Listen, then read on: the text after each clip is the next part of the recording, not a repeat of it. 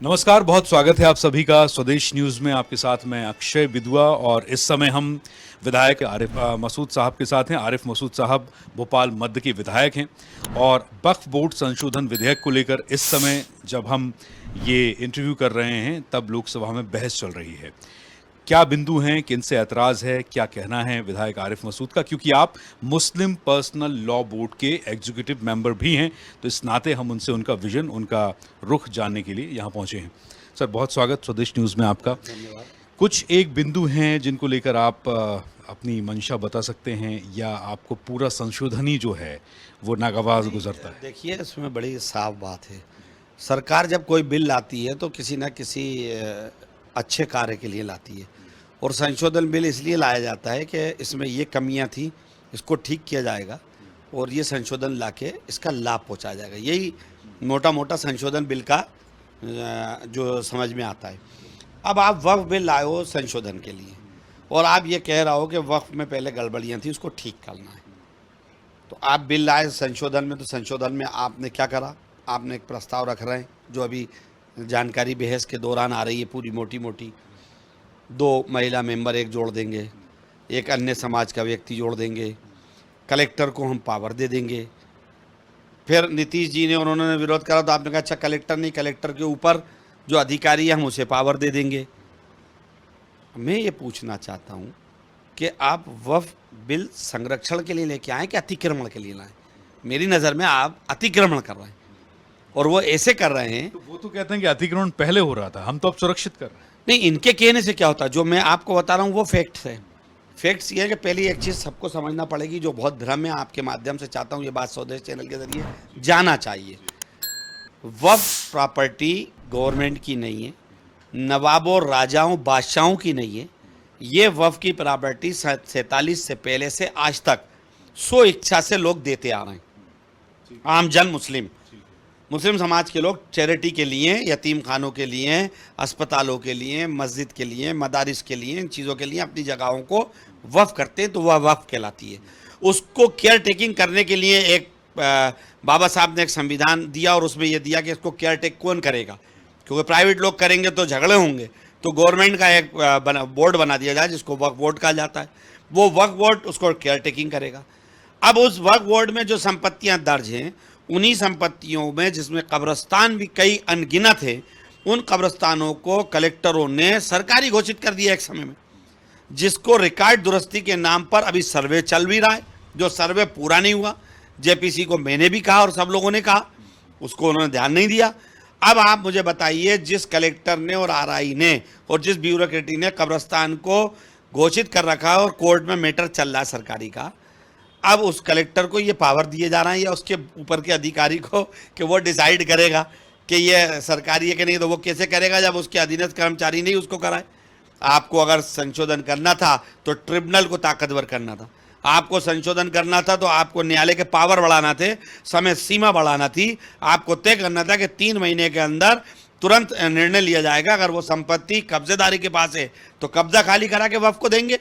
सरकार ने जबरदस्ती ले ली है और वो वाकई में वक्फ की संपत्ति है तो सरकार से निकाल के वक्फ के नाम पे करेंगे।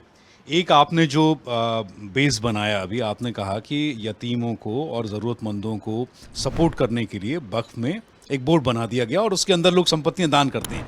ये जो संशोधन की बात आ रही है, इसमें उन्होंने बेस क्या बनाया? इसमें बेस ये बनाया गया कि वक्फ बोर्ड कुछ ताकतवर लोगों के हाथ की कठपुतली बन गया है, और कुछ लोग हैं देश में, ऐसे बड़े लोग हैं जो आप जानते हैं, आपके धर्म से आते हैं, आपके समाज से आते हैं। मैं किसी का नाम अभी लेना नहीं चाहता हूं, लेकिन आप मुझे इस बात का जवाब दीजिए कि क्या निष्पक्ष होके कि क्या ऐसा हुआ है कि कुछ लोगों ने निजी हितों के लिए वक्फ बोर्ड को का दुरुपयोग किया हो? बिल्कुल, बहुत सारे लोगों ने करा है। लेकिन मैं ये सवाल करना चाहता हूँ कि 20 साल से मध्य प्रदेश में सरकार किसकी थी? 10 साल से सरकार केंद्र में किसकी? नेशनल लेवल की बात। नेशनल में 10 साल से सरकार किसकी है? बुलडोजर चलाने में 10 मिनट लगते हैं। बुलडोजर चलाने में 10 मिनट लगते हैं मोदी जी की सरकार को और योगी जी की सरकार को। वक्फ खाली कराने में 10 साल लग गए। मजाक नहीं है। अच्छा, सबसे ज्यादा वक्फ के समर्थन को लेकर और विरोध को लेकर आवाज यूपी से उठती है। क्यों उठती है वो तो आपको पता है? नहीं, देखिए, यूपी तो क्योंकि विरोध भी हुआ वक्फा तो यूपी से हुआ। नहीं, पूरे हिंदुस्तान का मुसलमान इसमें विरोध में है, और आप ये देख लीजिएगा कि इसको कोई भी एक्सेप्ट नहीं करेगा, और निश्चित रूप से उम्मीद है कि बिल पास हो जाएगा, क्योंकि टीडीपी ने और चंद्रबाबू नायडू और नीतीश ने समर्थन दे दिया है तो संख्या बल पर तो पारित होना है, लेकिन संख्या बल पर ये पारित करा सकते हैं, लेकिन हम इसको कबूल नहीं करेंगे। अब इसमें हमने कुछ लोगों से बात की, हमें ऐसा लगता है आपने भोपाल में भी देखा क्योंकि अभी हम भोपाल में हैं, सुबह जो प्रदर्शन हुआ वक्फ बोर्ड के समर्थन में, अब आप लोग कह सकते हैं कि बीजेपी का स्पॉन्सर्ड वो एक तरीके का प्रदर्शन था, लेकिन मैं ये कह रहा हूं कि थे तो मुस्लिम धर्म के लोग शामिल उस प्रदर्शन में भी, आतिशबाजियां हुई, तो इतना इन्फ्लुएंस, इतना कोई कैसे पलट सकता है? आप कहेंगे तो आपके साथ आ जाएंगे, वो कहेंगे तो उनके साथ चले जाएंगे, पॉसिबल कैसे? देखिए इसमें बड़ी साफ बात है, आपने अगर उसके पूरे विजुअल देखे हों तो 200 की संख्या नहीं थी। जंतर मंतर पर जब जमा हुए थे उसके विरोध में, रमज़ान गर्मी, तब लाखों की संख्या थी। तो स्थिति स्पष्ट है और हम नहीं कहेंगे, सब जानते हैं कि वो स्पॉन्सर्ड प्रोग्राम था, उसमें कोई छुपी बात नहीं है और वो करना है जिसको करना है। उसमें मेरा पर्सनल मानना ये है कि जिसको अल्लाह का डर है और अल्लाह की प्रॉपर्टी जाने का खौफ है और उसको बचाने का डर है तो वो इंसाफ की बात करेगा।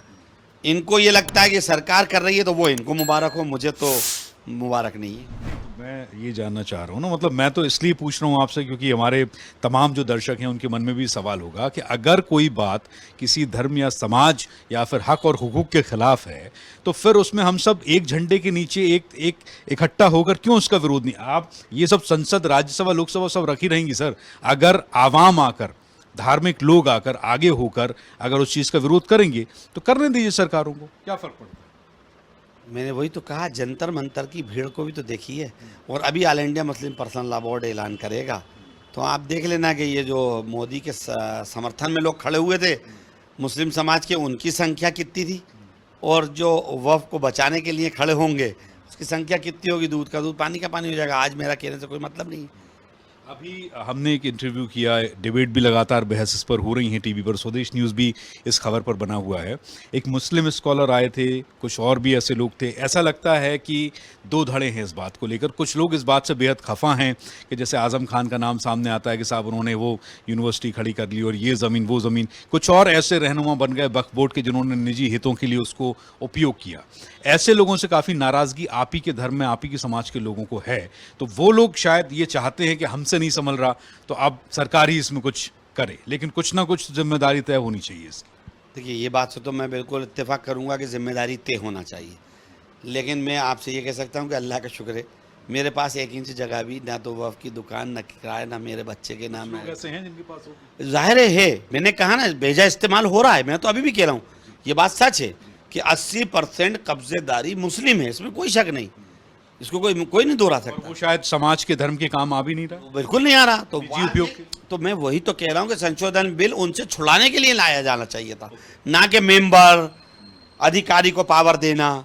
ये बिल अगर इसकी जगह वास्तव में सरकार इस बात के लिए ले आती कि हम 3 महीने में सारे मुक्त करा कर देंगे, तो मैं भी आपसे कह रहा हूं कि मैं सरकार का धन्यवाद देता, पहला व्यक्ति होता। तो कुल मिला के जो है मुझे ऐसा लगता है आपकी बात से कि जो हुआ वो गलत हुआ, लेकिन उस गलत को नज़ीर बनाकर अब जो पेश किया जा रहा है उससे ज़्यादा गलत हो रहा है। वो उससे ज़्यादा गलत हो रहा है, इसलिए हो रहा है कि जिस अधिकारी ने हमारी ज़मीन को हड़पा होगा या उसने हमारी ज़मीन को सरकारी घोषित करा होगा, अब आप हमको ये दरवाज़ा खोल रहा कि हम उसी से जाके या उसके बड़े अधिकारी से जाके हाथ जोड़ें कि भाई साहब ये आपके छोटे वाले अधिकारी ने गलत कर दिया, आप सही कर दो। तो अगर फिर वो सही कर रहा होता तो फिर न्यायालय काय के लिए होता? तो हम तो चाहते थे कि आपको न्यायालय को पावर देना था। अच्छा, आज जो भी रिजल्ट आता है, जो भी नतीजा आता है, सामने टीवी चल रही है, टीवी चैनल्स पर बहस चल रही है और लोकसभा में इस बात को लेकर बहस चल रही है, तो अगर जो फैसला कुछ ऐसा आता है तो देश का मुस्लिम समाज, भोपाल का मुस्लिम समाज, आप विधायक हैं, मुस्लिम पर्सनल लॉ बोर्ड से जुड़े हैं, इसके लिए अपनी कोई आवाज़ बुलंद करेंगे या इसे शांति से स्वीकार करेंगे? नहीं, बिल्कुल इसको रिजेक्ट करा है और मुस्लिम पर्सनल लॉ बोर्ड ने आउटराइट रिजेक्ट किया है और पर्सनल लॉ बोर्ड का जल्द ऐलान होगा। जैसे ही ऐलान होगा, जो तहरीक जिस ढंग की वो देंगे उसके साथ हम सब लोग रहेंगे। यानी कि निजी स्तर पर किसी तरह का कोई विरोध नहीं होगा? नहीं, निजी कोई नहीं, क्योंकि बोर्ड हम लोग की एक तंजीम है जिसको सब लोग मानते हैं, उसी के मातहत बाकी तंजीमें भी एक निर्णय लेंगी और सब जब मिलकर लेंगी तो उसके साथ खड़े होंगे। इसमें राजनीतिक पार्टियां भी शामिल होंगी? बिल्कुल, जो तो खुला दरवाज़ा है, जो साफ दिलाने के लिए संविधान बचाने, क्योंकि संविधान पे भी तो हमला हुआ है ना भाई। ट्रिब्यूनल को आपने कमज़ोर करा, आपने न्यायालयीन प्रक्रिया को कमज़ोर करा, तो ये तो संविधान पे भी आपने हमला कर दिया, तो उसको बचाने के लिए सबको आना चाहिए। तो भोपाल में एक ही आवाज़ हमें मिली जो इस मामले को लेकर मुखर होकर अपनी आवाज़ बुलंद कर रही है, आरिफ मसूद, भोपाल मध्य के विधायक, और जिन्होंने साफ कहा कि जो फैसला होगा उसका स्वागत है, उसका सम्मान है, जो सब स्वीकार करेंगे वो हम भी स्वीकार करेंगे। निजी तौर पर किसी तरह का कोई विरोध प्रदर्शन नहीं किया जाएगा अगर वो संविधान की रक्षा के तहत है, और वक्फ बोर्ड संशोधन बिल में वो तमाम बातें स्वीकार्य हैं जो वक्फ की संपत्तियों को सुरक्षा दें और उन्हें सही सलामत रखें, और इसमें न्याय मिलने की उम्मीद देश का मुस्लिम समाज करता है। स्वदेश न्यूज के लिए मैं अक्षय विदुआ अपने कैमरामैन सुजीत के साथ। और अपडेट्स के लिए लाइक, फॉलो, शेयर जरूर करें। साथ ही YouTube पर बेल आइकन दबाना ना भूलें और विजिट करें हमारी वेबसाइट swedeshlive.com पर।